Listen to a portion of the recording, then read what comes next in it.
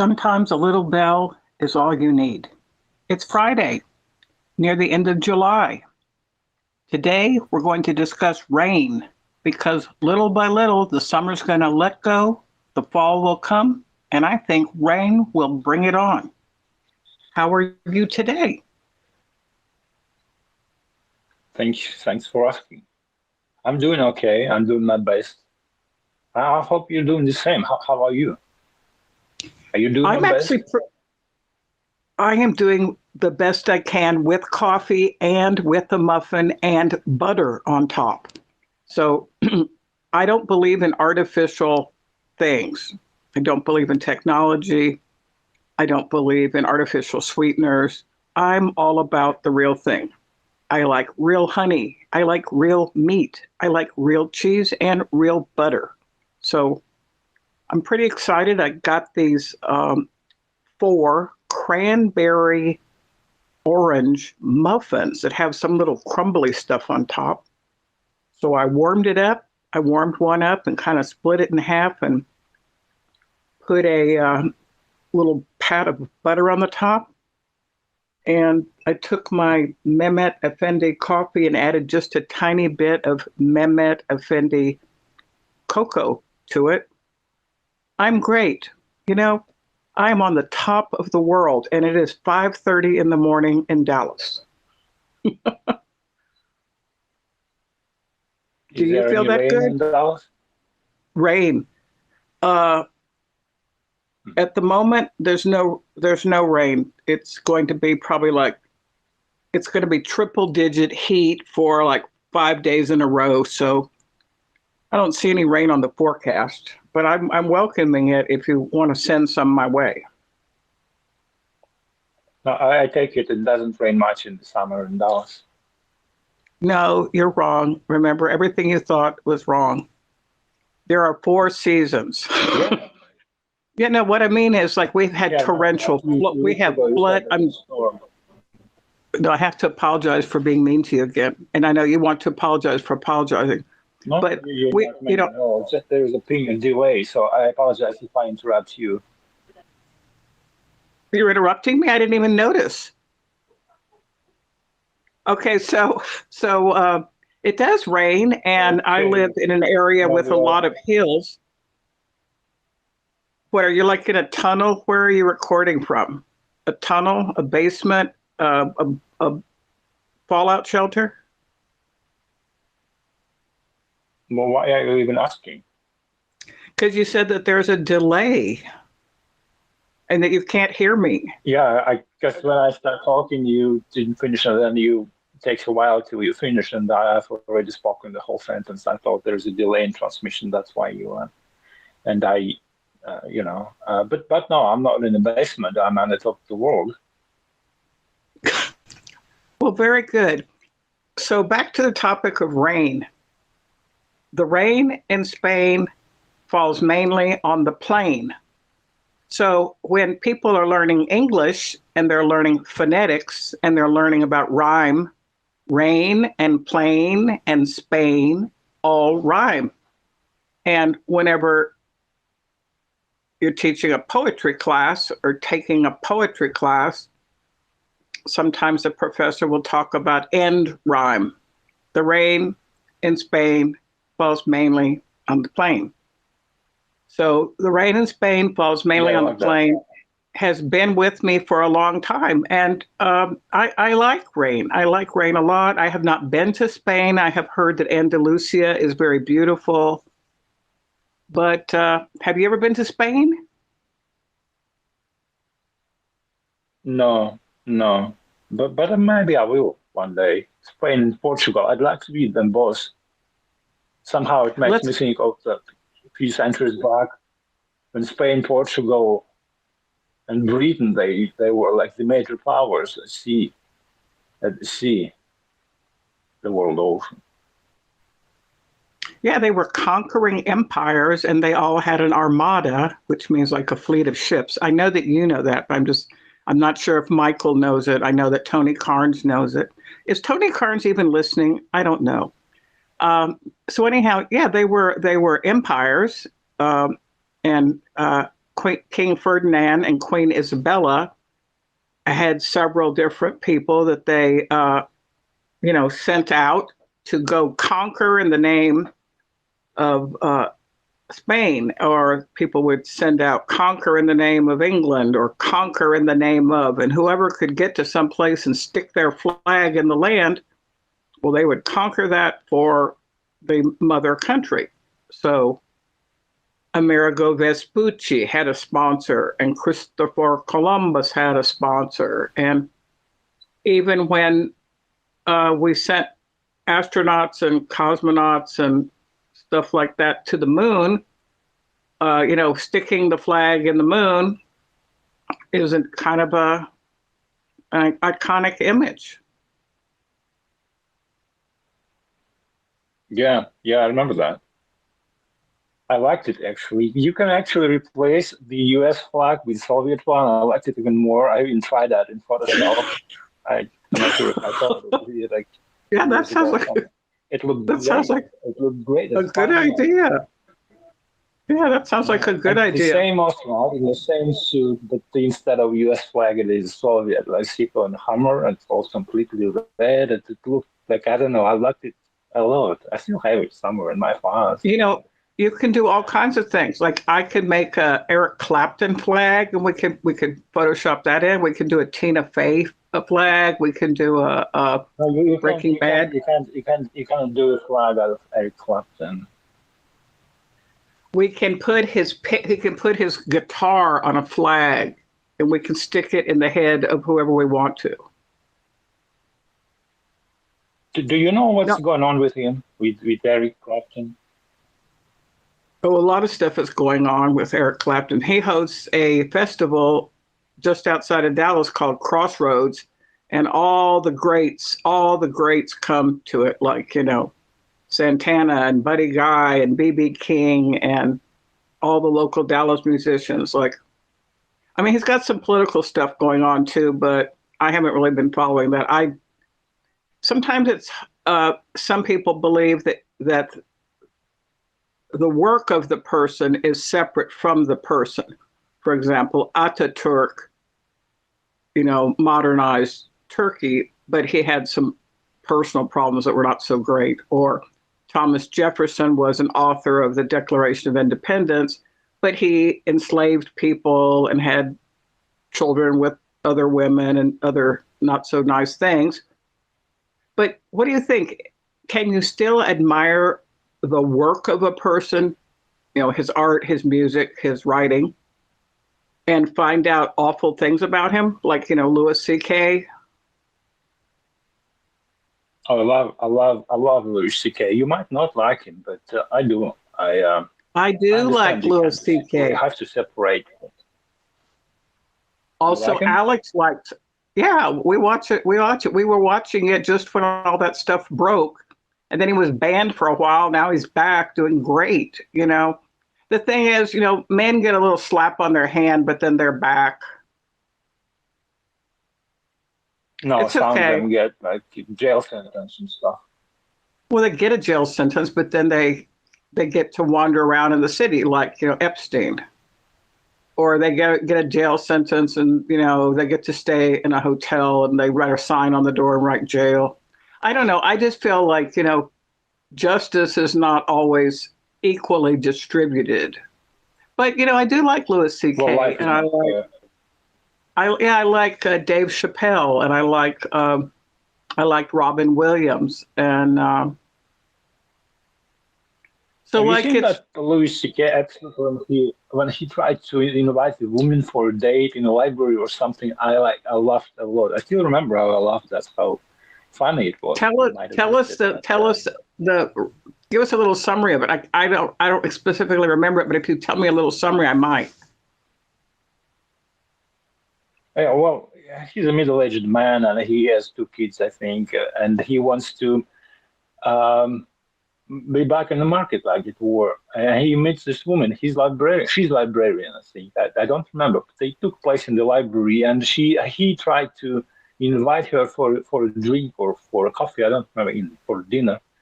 And he put that sentence 5 minutes long that she couldn't she didn't have any chance to put her own words, like yes or no, into his invitation. It was so funny. And then she agreed. Then she said no, and he disappointed. He looked upset, but she said, "I'm lesbian," and he even got even more upset. She said, "I'm kidding, I'm kidding." That's good. Yeah. Scene. No, He did nothing wrong.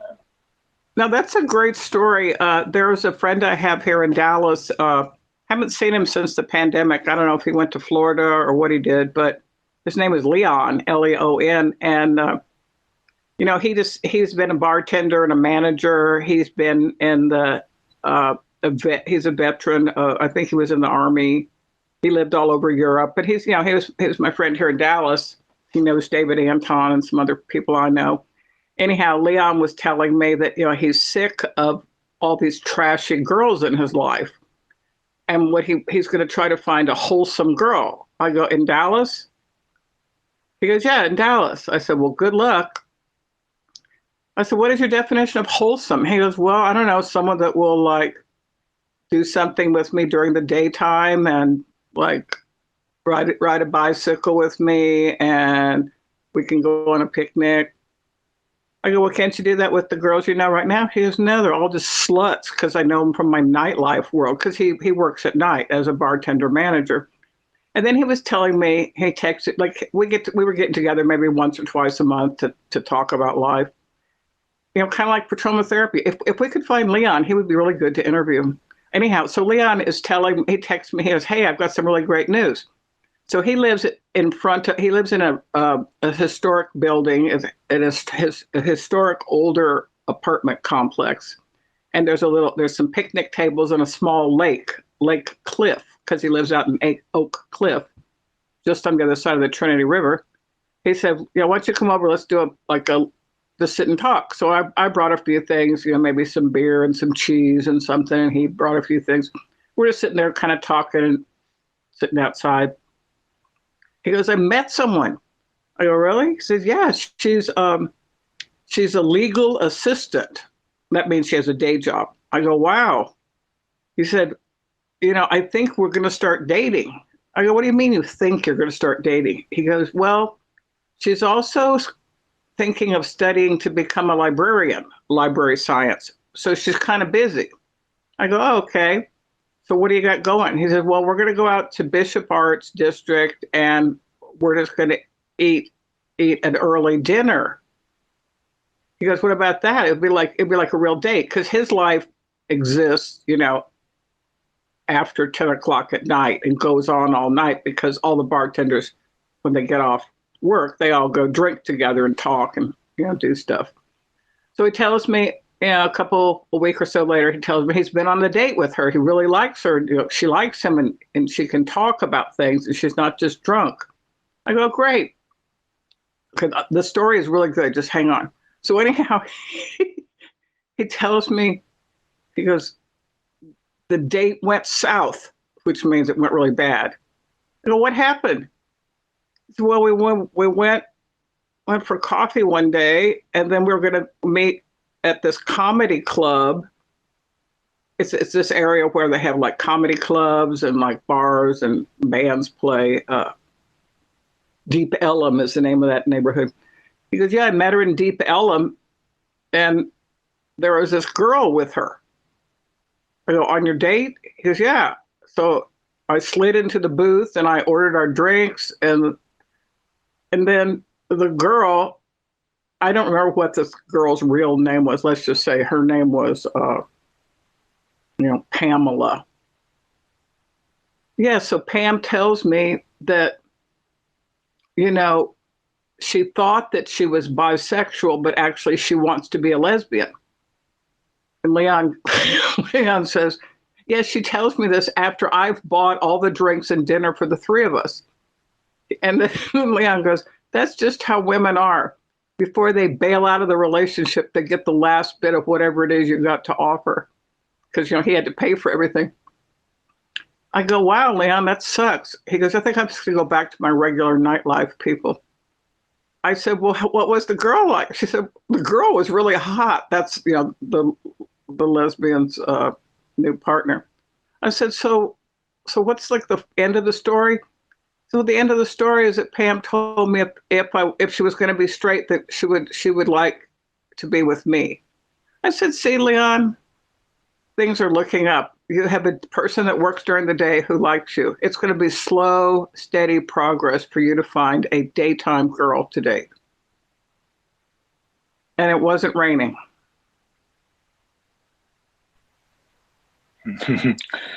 Oh, you mentioned comedy clubs. I thought, is there any comedy club in Dallas? Because and I'd be interested in watching live stand up. What are the best spots in Dallas? Any like good local comedians? There's really, really good clubs.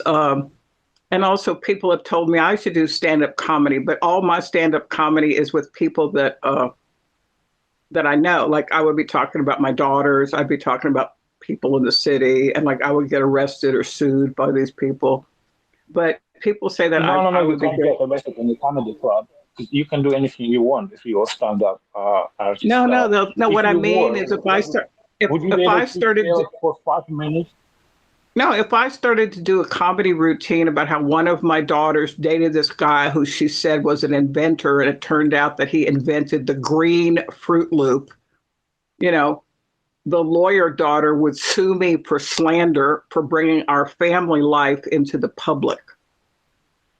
I would not be arrested. But that's not the only option. You could talk about yourself. You could tell everybody lots of funny things about yourself, and then nobody would sue you. I'm saying all the funny thing.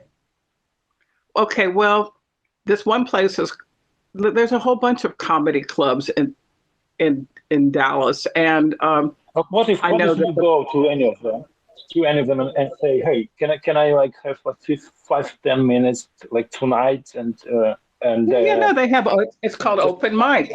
It's open mic. So let's suppose the scheduled comedians start at 9 o'clock or 10 o'clock. You can come in at 8 and you can sit and have drinks, and then, or they do impromptu. People get up on the stage spontaneous, like 3 people get up on the stage and just start making up stuff. Or they had another one called Popcorn Theater. They had another one. They have like a whole bunch of them, and they're very, very popular. The first one that I went to was with my daughter and all her girlfriends. They were in medical school, and one of her girlfriends was super, super, super smart. She was originally Persian, and she had a grant for the National Endowment of, and it was like a national grant to do science research. So she was super smart. And these girls would go drinking in Deep Ellum and go to comedy club. And it's just a good way to relieve stress. And then there was another place called Mudsmith that would have a comedy night or an open mic. And, even if it's raining, people like to go to comedy clubs because, our topic is about rain, and walking around the rain is kind of funny. It's kind of romantic. It's kind of awful. There's so many feelings that go along with rain and comedy. I think it's great. I'm just imagining you, because you said somebody told you already that you could be a stand-up artist. I think you would make great. And imagine that if you're afraid to go to comedy club right away, you could have a place where you perform stand-up comedy in front of a virtual crowd, or imagine your friends. I don't know. I am. I know. There's another place. It's called Wild Detectives. They've invited me to do poetry readings. People have invited me to do stuff, but I don't ever go. I don't go because I don't want. No, because then I don't know. I wanted to go, and then I told Alex that I was going to go to this one comedy club thing because I had all these routines of stories and everything. He goes, "That's ridiculous." I said, "What do you mean it's ridiculous? I'm amazing and interesting." Absolutely. No, I'm saying 2-3 years ago when I was writing some poetry, you and I had written a few things, and I was thinking to go maybe read 3 or 4 poems along with other poets that get up and read 2-3 poems. There's a lot of live, I guess it's called like live clubs where you read poetry. You do a poetry slam. You do a live comedy. They're all over Dallas, and people go to them, and people support them, and people. I don't know. I had my whole routine. I was going to be Pat in the Hat because everybody knows me. A lot of people know me in Dallas as not Patricia, but they know me as Pat. And I always wear a Stetson when I'm on duty, or when I'm selling art, or when I'm writing. I always wear my Stetson. So I was going to be Pat in the Hat. And now I'm thinking of opening a comedy club, and I've never done comedy shows myself, but if I opened my own club, I would have invited you.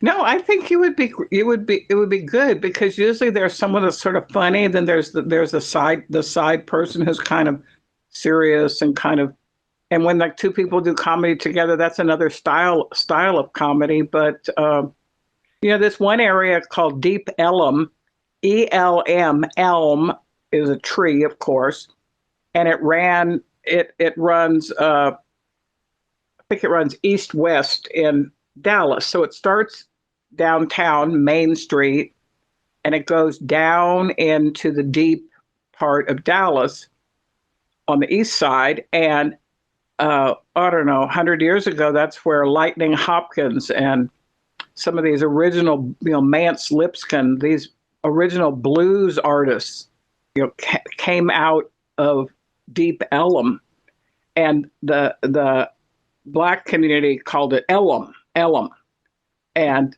that even in the 1920s and 1910s and 1940s, like whenever there was like prohibition and all kinds of stuff, you could always find liquor down there. You could find music. You could find ladies of the night. Like Deep Ellum is a very rich part.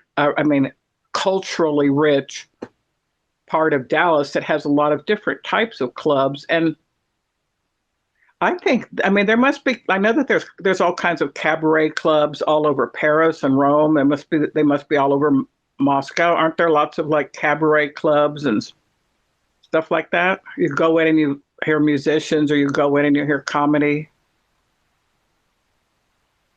I don't go anywhere because I like to be sad and upset. That's why I was hyped up about your idea. Okay, but if you're going to open up a comedy club, no, I don't want you to go to it. Don't go anywhere. As soon as you start going places, you're going to start texting me. You don't have time to record. That's possible, because humor is not an easy thing. Actually, it's much more harder than tragedy, I think, because if you say something tragic, it's always, I get hand. But if you make some fun out of it, in the good sense, you have to have talent for it. Although you have to have talent for tragedy too. Yeah, I know. I think that many people can relate to the deep themes of tragedy, about love, betrayal, loss.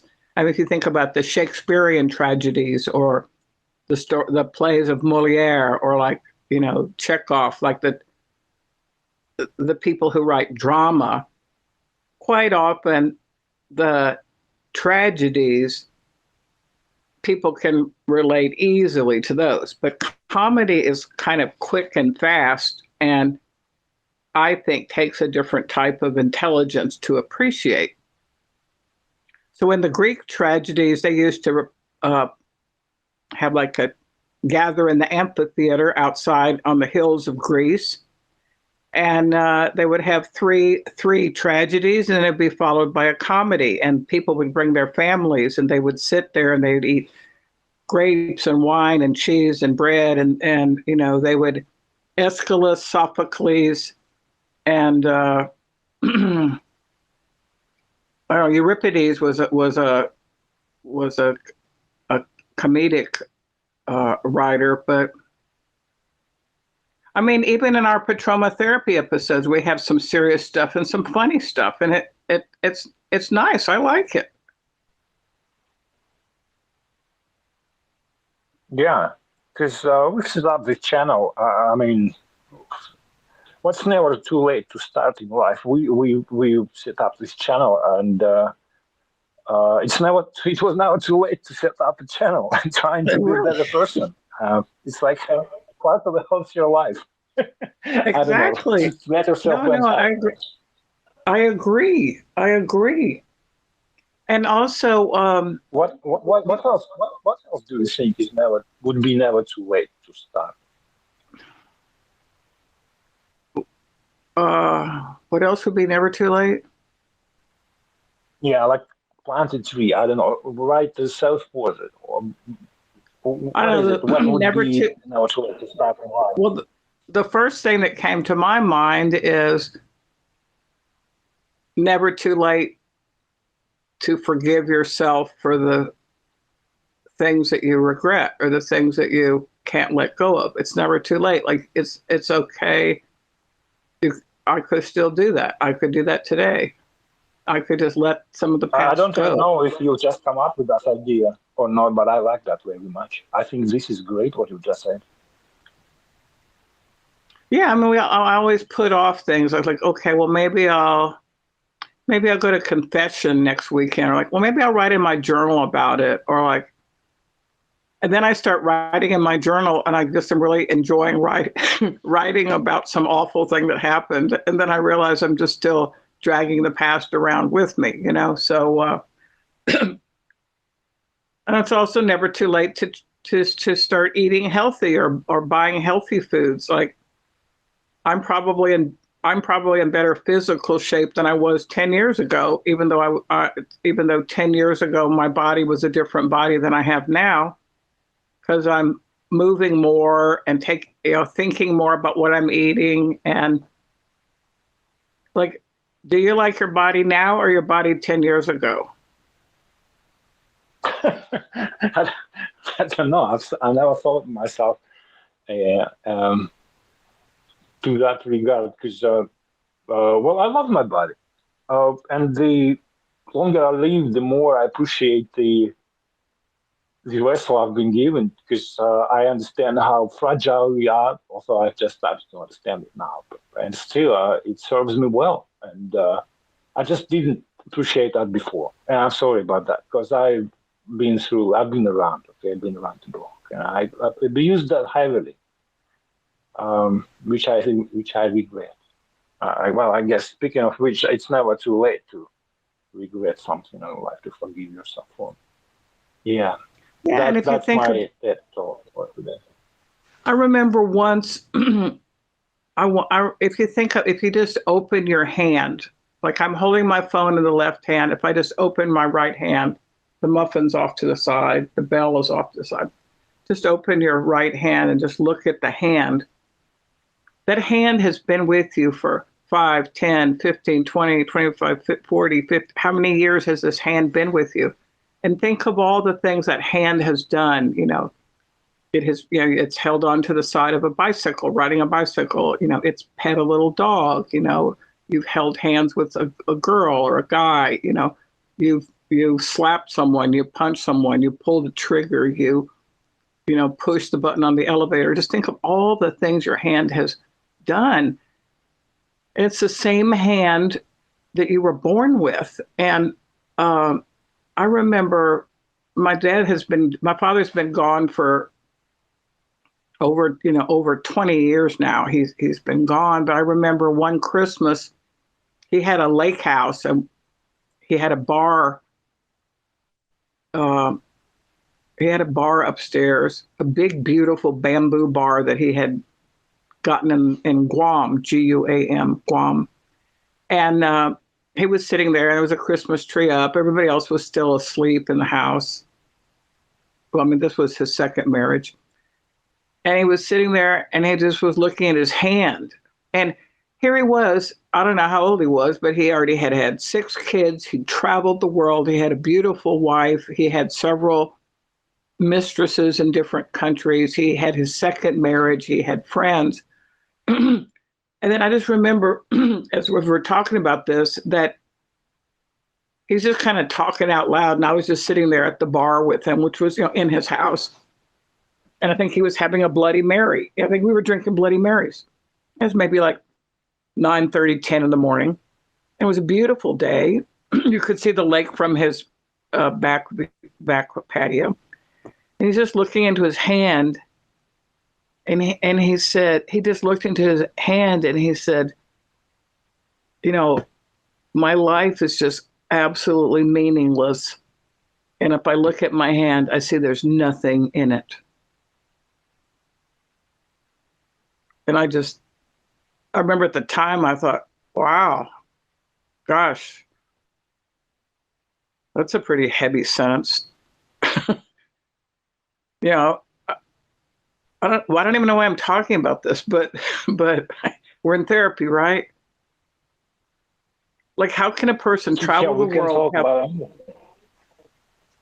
How can a person travel the world, do everything?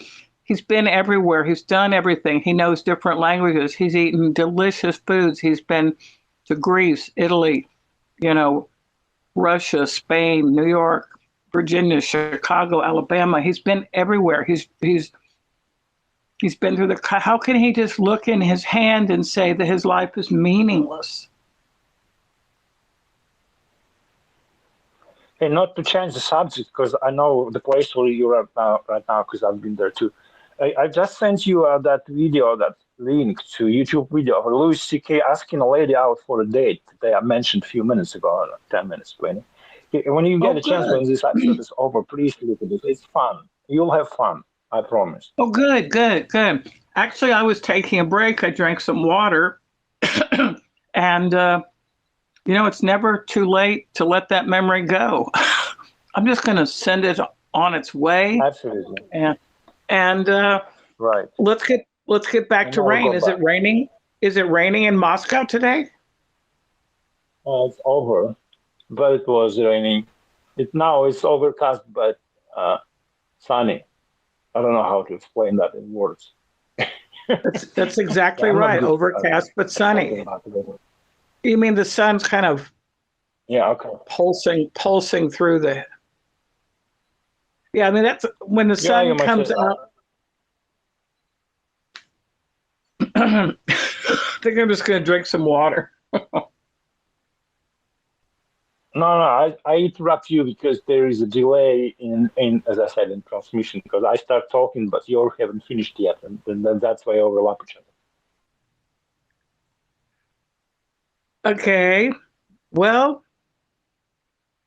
I think that there's some. If you were on the moon, if you were on the moon, and you say the one small step for man and one giant leap for mankind.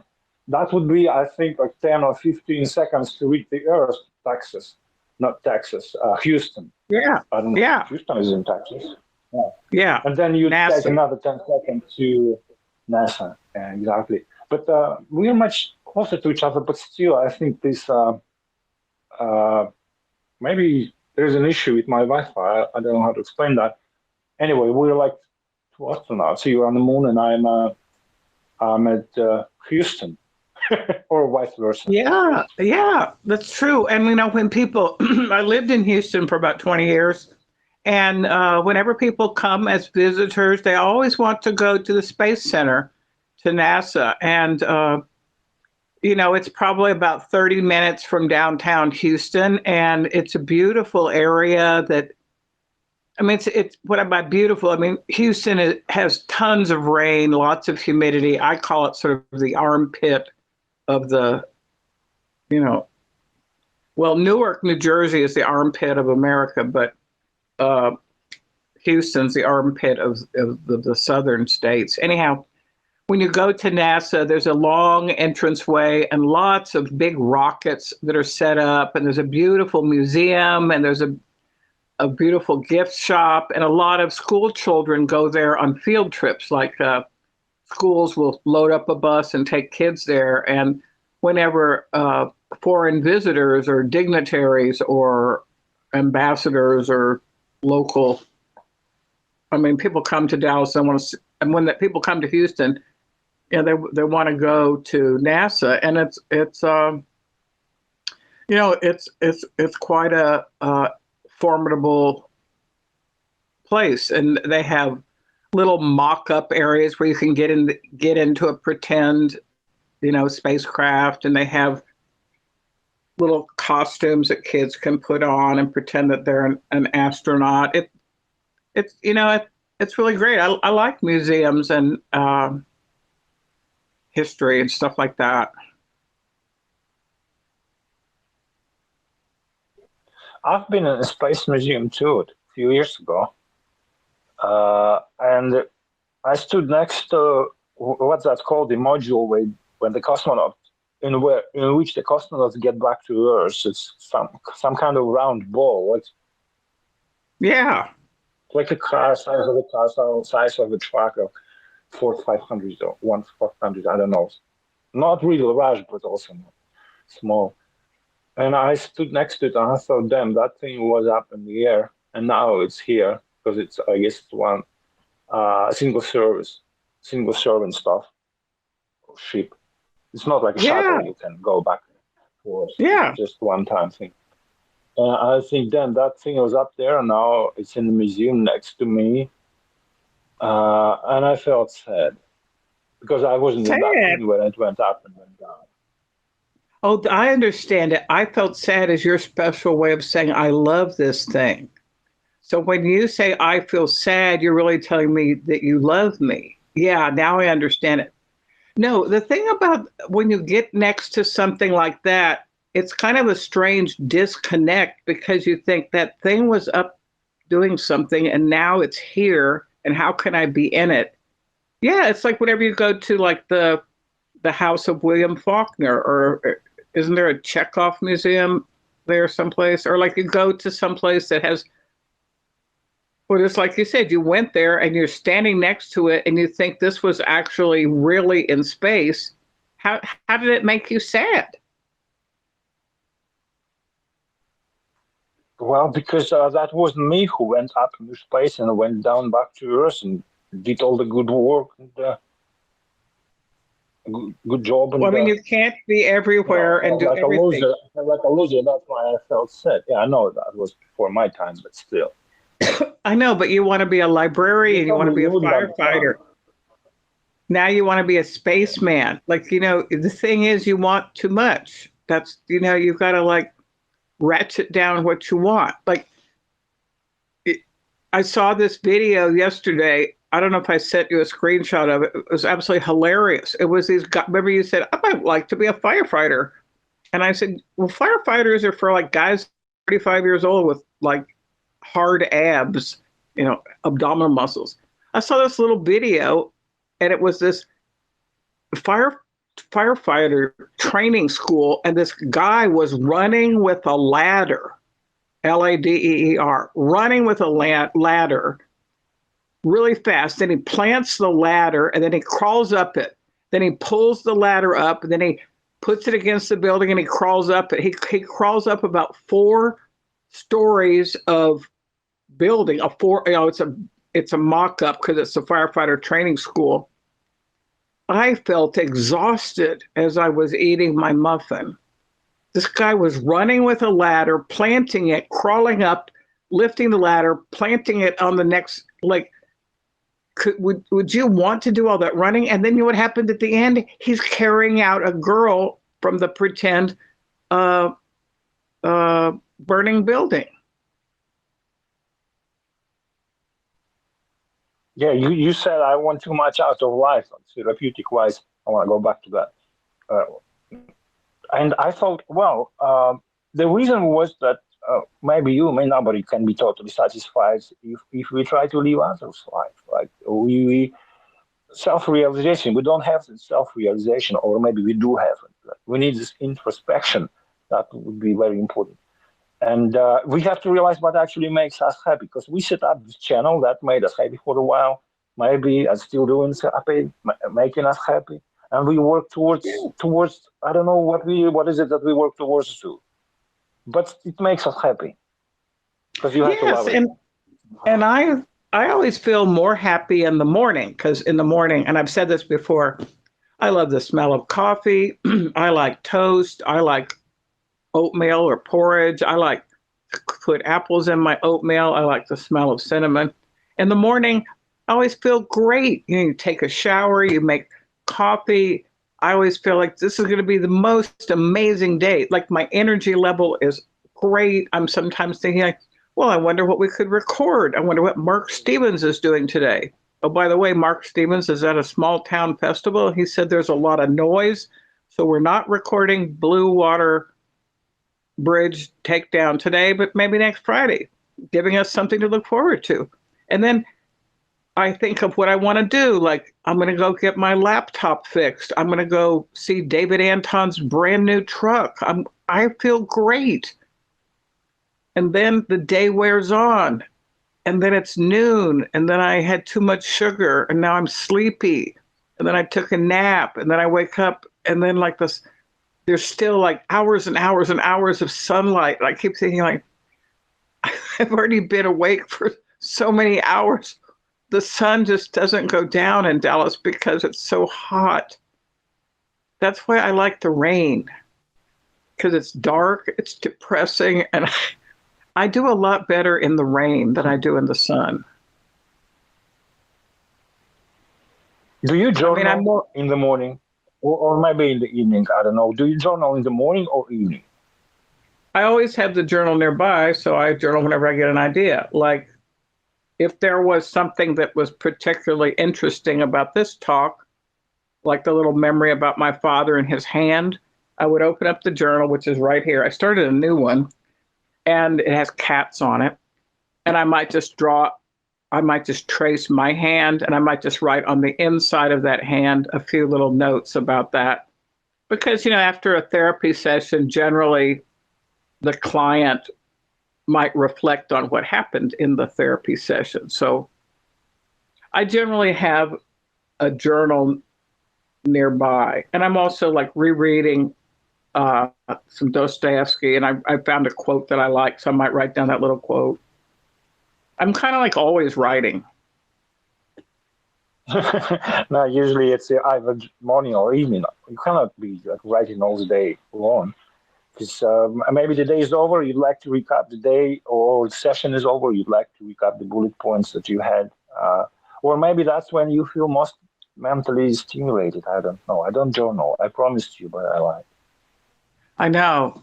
Well, this friend of mine, Haley, who went to Miami, she brought back a really great Miami t-shirt for me. And she brought this little journal for me that it's kind of, I've never taken mushrooms or LSD, but she said, yeah, she goes, look at the cover of it. It's just like a shroom. It's like shrooms. I go, yeah, well, I don't even know exactly, but it was like got these 3D effects of these. It's like an aquarium, a little aquarium that has all these fish swimming in it. And she knows I like to write, and I'm always writing stuff all the time. And yeah, so like this weekend, my friend David's going out of town on a road trip, and there's a musician I really, really like playing at this place called the Balcony Club. And then Saturday night, one of my favorite musicians, Texas Slim, he's playing at the another place. So yeah, it's a really great weekend, except for I'm sad because my back hurts because I pulled it out moving plants. So, there's always so many reasons to be sad. I have aquarium. Do you have aquarium at your apartment? No, I'm not into fish. I like to eat fish.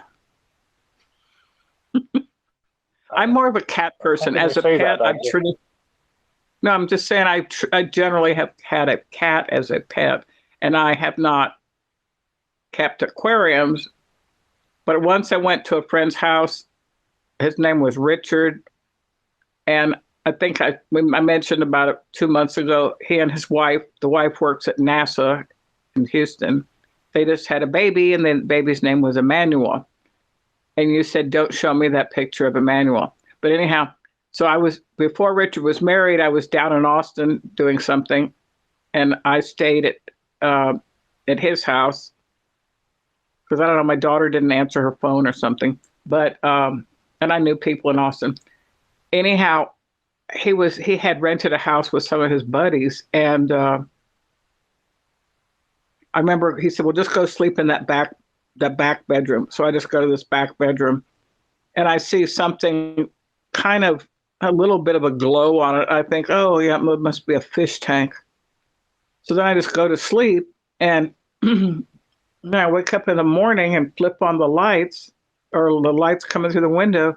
There's a huge snake in an aquarium. I slept in a room with a huge snake. I had an anxiety attack. It was so awful. How did that make me? I mean, was there any? I don't know who, Richard is kind of like a son to me. He's the age of my daughters, and we're family friends. But I'm just saying, I had not been to that specific house before, so I didn't know it. He said, well, he's going to be out all night. He's working or doing something. He said, well, that's our guest bedroom. Go sleep in that. And it was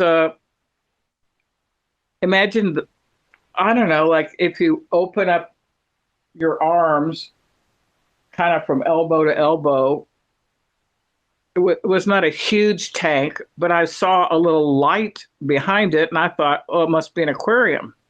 But then at night, I remember hearing some kind of like a weird little rustling or something, and I thought, well, maybe there's like a mouse in the house.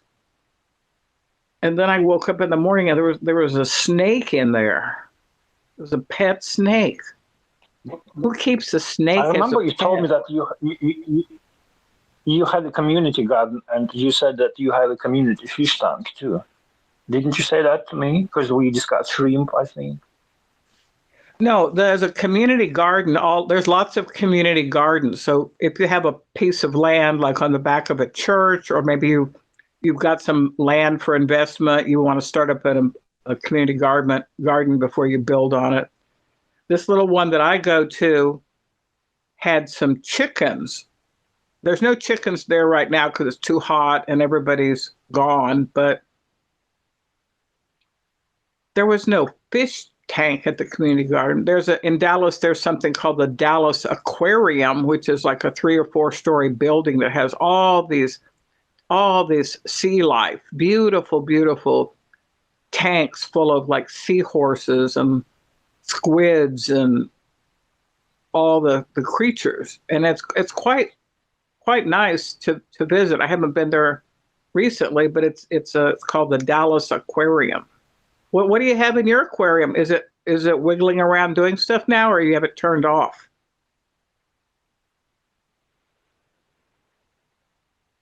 Turn off the aquarium? What? Say again? Turn off what? I'm saying right now, is your aquarium live and there's fish in it doing things, or it's empty and you just have it plugged into the wall? Of course there's fish in it. What's the point of having an aquarium without fish? I mean, I don't. Well, I mean, is some people do. Some people only use, like, suppose you're going on vacation for a month. You might give your fish away and clean the tank and just unplug it. And then when you come back, start it over again.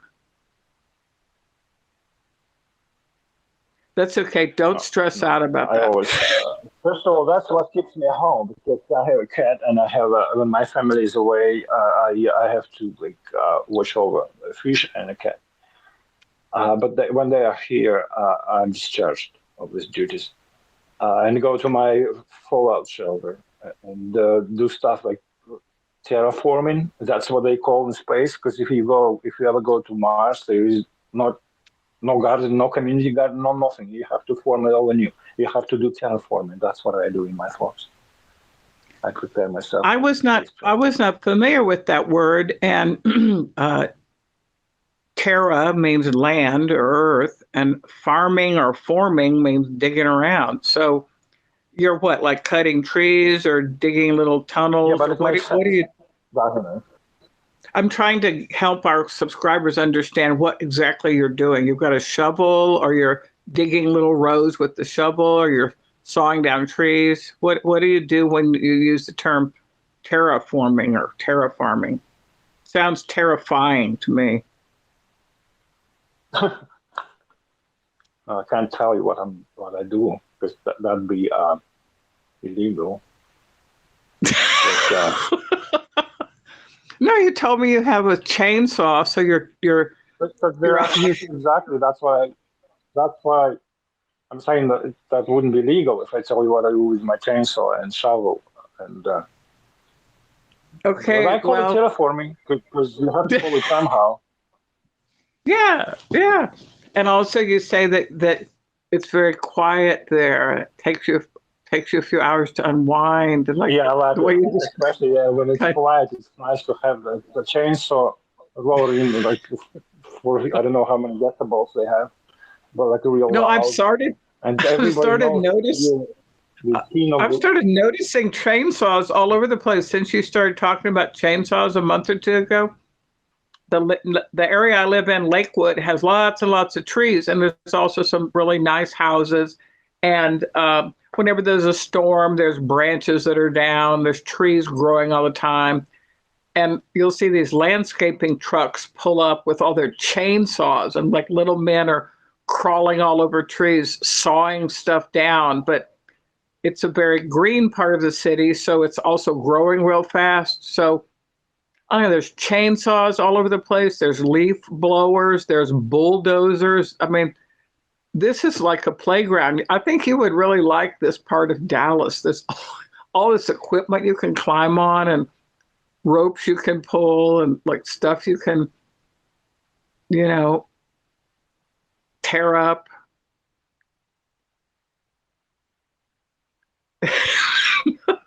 No, how does that make you feel? That makes me feel happy because I think that like there's the expression boys will be boys, and there's the expression tomboy. One of my sisters has three boys and one daughter, and the daughter's a bit of a tomboy because she grew up with her three brothers and they owned land in San Antonio. So they had these dirt bikes and they had these things called mudders, MUDD. I don't know, somehow you like do stuff in the mud. And she grew up playing basketball and she was a bit of a tomboy, but yeah, when people choose their toys and things for girls or boys, you know, Barbie is still very, very popular, and guns and trucks are popular toys for boys. But you know, all kinds of people have guns and trucks and chainsaws in Dallas. You said you feel happy. I feel You happy. said you feel happy. So I was, yeah, you said that you're happy. I felt a little bit jealous because I thought, how to feel happy in life? How can I feel happy in life? And Get a muffin. and Get a muffin. muffin? A muffin, like a piece of No, I'm cheesecake or a eating muffin. healthy. Yeah, I know, but I'm eating healthy. I'm trying to eat healthy these days because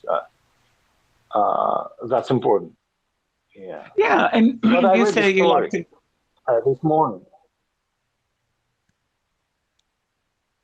Well, Hello? are you going to the gym today? Houston. No, I read the story this morning, written by Tolstoy. I don't know how many years ago. 200 maybe.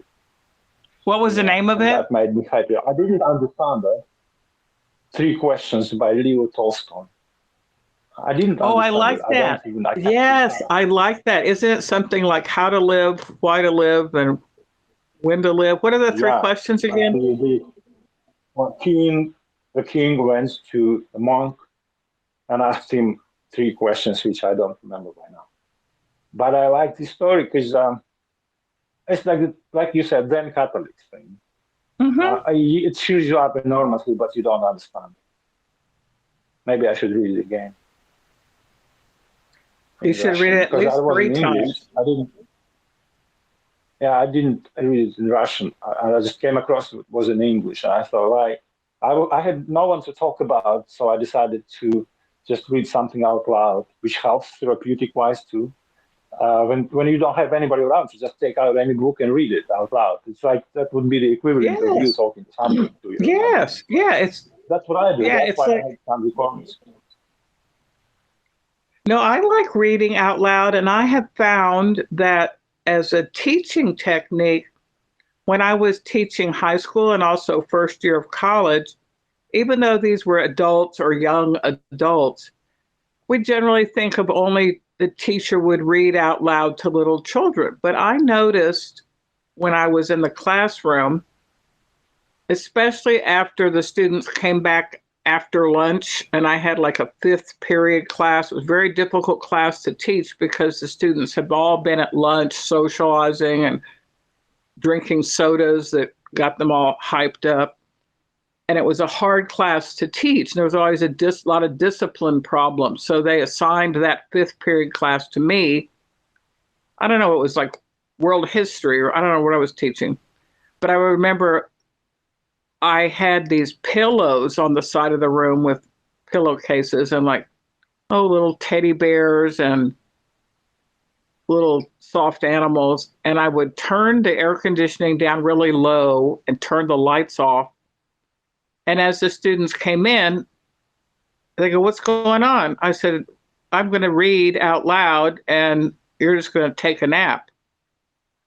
So from time to time, before I started that technique, I just had students read out loud, but the lights were on and they were looking at each other, passing notes. This was before cell phones, but I remember these were juniors and seniors, so they might have been like 17, 18 years old. They would come in after lunch, 25 of them, and sit in their little rows and get a teddy bear or a pillow or something. And they just put their head down and I just start, reading. I said, if anyone doesn't want to take a nap that wants to just read along, we're on page 27. We're reading about the Sumerians. And a couple guys would just sit up and open their book. Most people were just crashed out on their pillow. And I would read about the Ziggurats and the Mesopotamians. I'd read for about 10 minutes. Then I'd say, okay, now time to stand and stretch. And I put the lights on. You can't believe how like a 10-minute nap completely transformed that class period. It was like a 1-hour class, which is very hard to teach when you got like 25 teenagers in a room. But reading out loud, first of all, it calmed me down. And also, I then found a couple people who really liked to read out loud. A couple of them volunteered to read. And we did that for a little bit in that one class. And I tried it again another semester. But I think that reading out loud is really very therapeutic. I like it.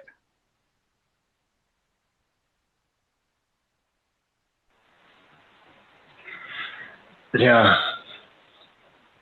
Somehow I suddenly feel sad again, and maybe that's high time to wrap up today's episode, because that's where we usually wrap up. Where Yes. I feel sad, and you feel happy, because that's the goal, right? We switch roles. I mean, things could change. Things could change. No, I have some specific things on. Change is inevitable, except from a vending machine. Exactly. Exactly. Well, we hope our subscribers have a great day, that they have a great weekend. Hope that they find a muffin or a donut or a piece of watermelon, or maybe they go to an art museum or write in a journal, or, listen to a radio. You want to say anything to our subscribers? Also share, like, subscribe, whatever it is they say when they finish the episode. Share, like, and subscribe, and comment. Is that what they say? I don't know. Yes. And, just because you're getting better from listening to Petroma doesn't mean you have to stop listening to Petroma. That's why I think our listeners they're getting better and they're stopping Petroma. I need to go out and find more people this weekend. What? Go ahead.